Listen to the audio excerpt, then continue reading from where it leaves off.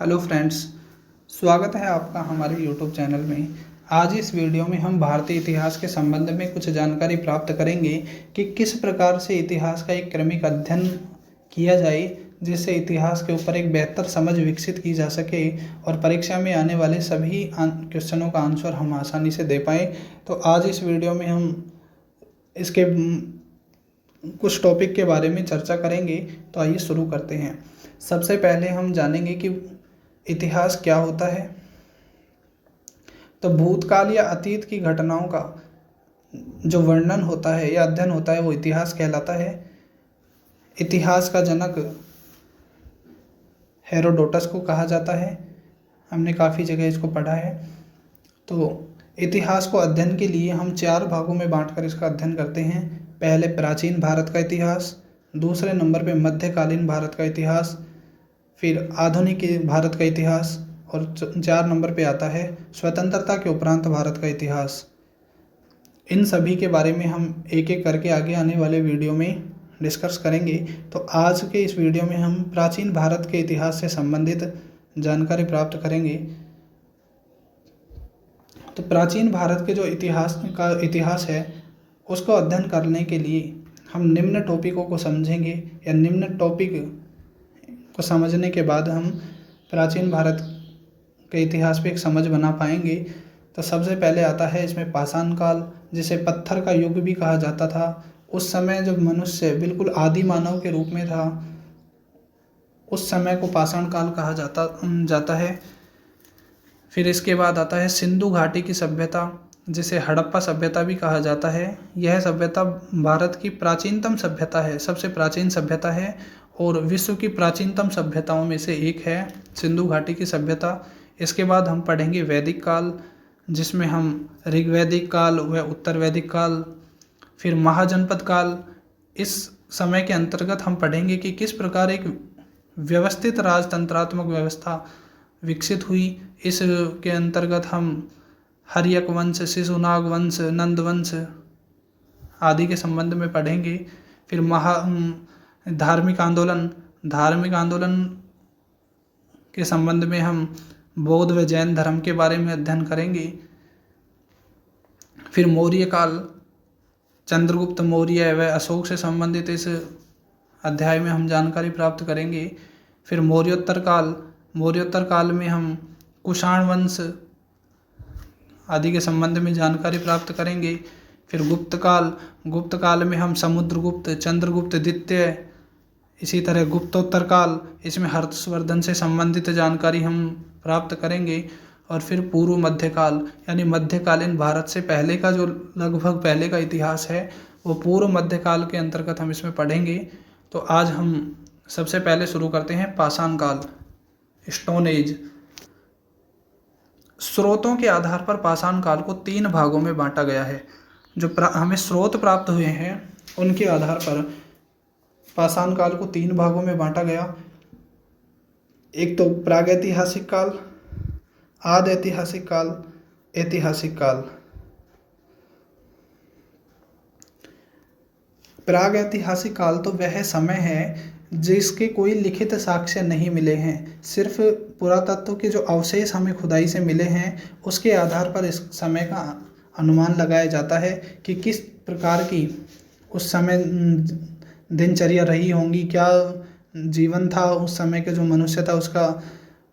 और आदि ऐतिहासिक काल के लिखित साक्ष्य तो उपलब्ध हैं, लेकिन उन साक्ष्यों को आज तक पढ़ा नहीं जा सका। जैसे सिंधु घाटी सभ्यता में खुदाई के दौरान जो अभिलेख या लिपि मिली हैं उनको आज तक नहीं पढ़ा जा सका। तो आदि ऐतिहासिक काल के अंतर्गत हम सिंधु घाटी की सभ्यता के बारे में अध्ययन करेंगे। फिर ऐतिहासिक काल, तो ऐतिहासिक काल जो काल है उसमें हम वैदिक काल से संबंधित जानकारी प्राप्त करेंगे, जिसके संबंधित लिखित साक्ष्य और पुरातात्विक साक्ष्य दोनों तरह के साक्ष्य हमें मिले हैं और पढ़े भी जा सके हैं। तो आज हम आदि ऐतिहासिक काल का मतलब तो है सिंधु घाटी की सभ्यता, ऐतिहासिक काल जो वैदिक काल है। तो इन सब से पहले का जो इतिहास है प्रागैतिहासिक काल जिसे कहा जाता है, उसके बारे में हम आज इस वीडियो में अध्ययन करेंगे। तो प्रागैतिहासिक काल की जो खोज है या इसका अध्ययन है भारतीय स्तर पर अगर देखा जाए तो रॉबर्ट ब्रूसफुट ने इनका पहले भारत में अध्ययन किया।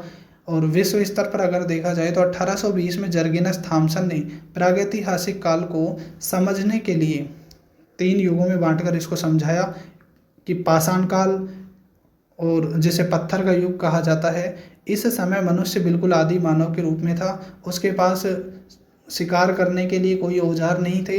वो पत्थरों से बने औजारों के, भारी पत्थरों का उपयोग शिकार करने के लिए किया करते थे।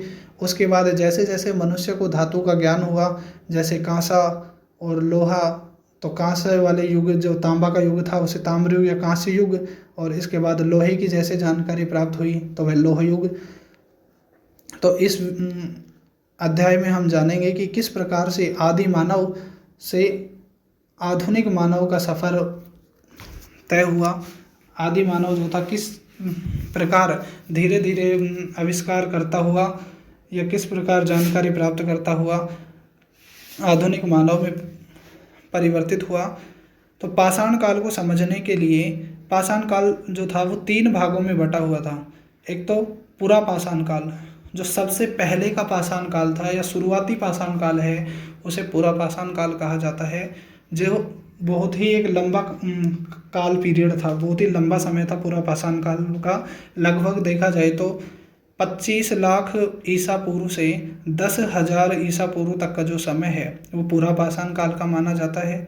इसके बाद 10,000 ईसा पूर्व से 4,000 ईसा पूर्व का जो समय है इसे कहा जाता है मध्य पाषाण काल। फिर 10,000 ईसा पूर्व से 1,000 ईसा पूर्व का जो समय है इसे कहा जाता है नवपाषाण काल। तो जो सबसे लंबा समय था वो पूरा पाषाण काल का था, 25 लाख ईसा पूर्व से 10,000 ईसा पूर्व। इसके बाद मध्य पाषाण काल का 10,000 ईसा पूर्व से 4,000 ईसा पूर्व, और नवपाषाण काल 10,000 ईसा पूर्व से 1,000 ईसा पूर्व। इसका मतलब ये है कि मध्य पाषाण काल और नवपाषाण काल जो दोनों का समय 10,000 ईसा पूर्व से है, इसमें कोई कोई जगह तो मध्य पाषाण काल चल रहा था, अर्थात मानव इतना सभ्य नहीं हो पाया था, जबकि कुछ जगह पर मनुष्य अधिक सभ्य होने लगा था। तो उसमें जो ये परिवर्तन थे वो नवपाषाण काल का था, अर्थात मानव और ज़्यादा सभ्य सिविलाइज हो गया था। कई कई जगह पे तो नवपाषाण काल का जो समय है वो 4,000 BC से 1,000 BC तक बताया जाता है, तो इसे भी हम ध्यान रखेंगे। तो अब जानते हैं सबसे पहले चरण के बारे में। जो पूरा पाषाण काल था वो चूँकि सबसे लंबा समय था, 25 लाख BC से 10,000 BC, तो इतना लंबा जो काल समय था, इसमें भी जैसे जैसे मनुष्य सभ्य होता गया वैसे पूरा पाषाण काल को भी बांटा गया है। एक तो पूरा पाषाण काल जो सबसे पहले का समय है, शुरुआती जो दौर है पूरा पाषाण काल का वो पूरा पाषाण काल, फिर इसके बाद मध्य पूरा पाषाण काल, फिर उच्च पाषाण काल, इस तरीके का इसके चरण थे। और जो नव पाषाण काल और मध्य पाषाण काल है इसे एक संक्रमण काल कहा जाता है, यानी मिला जुला काल कहा जाता है। तो सबसे पहले अब इसके बारे में हम जानेंगे कि लक्षण, जो पूरा पाषाण काल का जो मनुष्य था उसके क्या लक्षण थे, क्या गुण थे जिसके आधार पर उनको पहचाना जाता था। तो ये लोग आखेटक थे, यानी शिकार करते थे।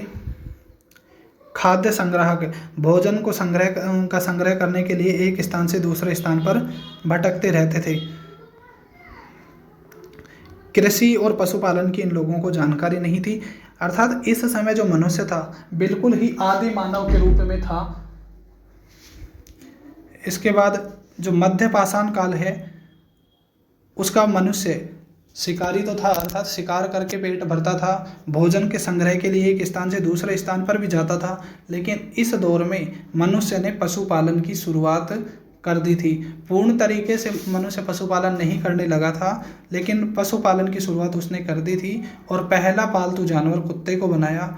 और जो नवपाषाण काल है उसमें विधिवत रूप से मनुष्य पशुपालन करने लगा, कृषि करने लगा और एक जगह निवास बनाकर स्थायी निवास करने लगा। अर्थात इस समय का जो मानव था, नवपाषाण काल का जो मानव था, वो एक सभ्य मानव के रूप में सामने आया। तो हम देखते हैं कि मध्य पाषाण काल में भी मनुष्य ने पशुपालन की शुरुआत की और नवपाषाण काल में पशुपालन को विधिवत किया। तो इसीलिए इसको एक संक्रमण काल या मिला जुला काल कहा जाता है। इनके हम औजार अगर देखें तो पुरा पाषाण काल का जो मनुष्य था क्वार्टजाइट, सल्क, ब्लेड आदि प्रकार के औजारों का प्रयोग करता था, जो कि पत्थर और हड्डियों से बने थे। यानी भारी भरकम जो पत्थर होते थे उनका प्रयोग मनुष्य शिकार करने के लिए करता था। और मध्य पाषाण काल में माइक्रोलिथ, जिन्हें सूक्ष्म पत्थर कहा जाता है, अर्थात इस युग में भी जो मनुष्य है वो शिकार करने के लिए पत्थरों का उपयोग करता था, लेकिन इस समय पत्थरों का आकार उसने क्या कर लिया था, छोटा कर लिया था। अर्थात छोटे जो पत्थर थे उनसे बने औजारों का प्रयोग मनुष्य शिकार करने के लिए करने लगा। और नवपाषाण काल, इसमें स्लेट से बने औजारों का प्रयोग मनुष्य करता था। इसी तरह हम देखेंगे महत्वपूर्ण स्थान कौन कौन से हैं जहाँ से इन सभी कालों के अवशेष हमें प्राप्त हुए। तो सबसे पहले अतिरमपक्कम, जो कि अतिरमपक्कम तमिलनाडु और हथनोरा मध्य प्रदेश, ये 2 जगह हैं जहाँ मानव खोपड़ी के साक्ष्य मिले हैं। यानी प्राचीन जो मानव है उनकी खोपड़ी के साक्ष्य यहाँ से प्राप्त हुए हैं। भीमबेटका, जो कि मध्य प्रदेश में है, वहाँ से नर्मदा नदी की जो घाटी है वहाँ से प्राचीनतम चित्रकारी के साक्ष्य मिले हैं कि प्राचीन समय में प्रागैतिहासिक काल में मनुष्य जो चित्रकारी करता था उससे संबंधित साक्ष्य भीमबेटका, नर्मदा घाटी से प्राप्त हुए हैं। तो ये क्वेश्चन हो गए जो परीक्षा की दृष्टि से बहुत महत्वपूर्ण है। और इसी तरह मिर्ज़ापुर से तीनों कालों के हथियार, हड्डी व पत्थरों से बने हुए हथियारों के साक्ष्य मिले हैं। और चौपानी मांडो जो यूपी में है और सराय नहराई ये भी जगह यूपी में है, इन दोनों जगह से मृदभांड के प्राचीनतम साक्ष्य मिले हैं। अर्थात जो मिट्टी से बने हुए बर्तन थे इनका साक्ष्य मिला है। और बागोर राजस्थान से मध्य पाषाण काल से संबंधित साक्ष्य मिले हैं। नवपाषाण काल बुर्जहोम व गुफा कराल 2 जगह हैं कश्मीर की, वहाँ से गर्तवास और मालिक के साथ कुत्ते को दफनाने के प्रमाण मिले हैं। यानी जो मनुष्य है वो गर्तवास, गड्ढे में निवास करता था, गड्ढा बनाकर रहता था, और मालिक के साथ कुत्ते को दफनाने के प्रमाण, ये दोनों प्रमाण बुर्जहोम व गुफा कराल ये दोनों जगह कश्मीर में हैं जहाँ से प्राप्त हुई हैं। चिरांद, जो कि बिहार की एक जगह है, वहाँ से नवपाषाण कालीन औजार और मृदभांड मिले हैं, मिट्टी के बने हुए बर्तन मिले हैं और औजार मिले हैं। एक जगह है कोलिडहवा, जो कोलिडहवा यूपी में जो जगह है, यहाँ से चावल का प्रथम प्रमाण मिला है। इसके बाद मेहरगढ़ बलूचिस्तान, यहाँ से कृषि का प्रथम प्रमाण मिला है। और आगे चल इसमें हम देखेंगे कि खोज या आविष्कार, जो आग का आविष्कार है वो पुरा पाषाण काल में हुआ, लेकिन आग का जो व्यवहारिक उपयोग है मनुष्य ने मध्य पाषाण काल में शुरू किया। और नवपाषाण काल में मनुष्य ने कृषि का आविष्कार किया, विधिवत पशुपालन, पहिया और समाज में रहना आदि आविष्कार मनुष्य ने किए। इस समय मनुष्य बहुत सभ्य हो चुका था, कृषि करने लगा था, विधिवत रूप से पशुपालन करने लगा था, एक जगह निवास बना के रहने लगा था, और जीवन का एक महत्वपूर्ण अंग पहिए का आविष्कार मानव ने इस समय तक कर लिया था। तो मानव का पहला हथियार जो मानव उपयोग करता था वो कुल्हाड़ी, पहला धातु जो मानव ने खोजा वो तांबा, और पहला पालतू जानवर मनुष्य ने कुत्ते को बनाया। ये सभी महत्वपूर्ण प्रश्न थे जिनके बारे में आज हमने इस वीडियो में डिस्कस किया। आगे आने वाले वीडियो में हम इसी तरीके से भारतीय इतिहास को पढ़कर कंप्लीट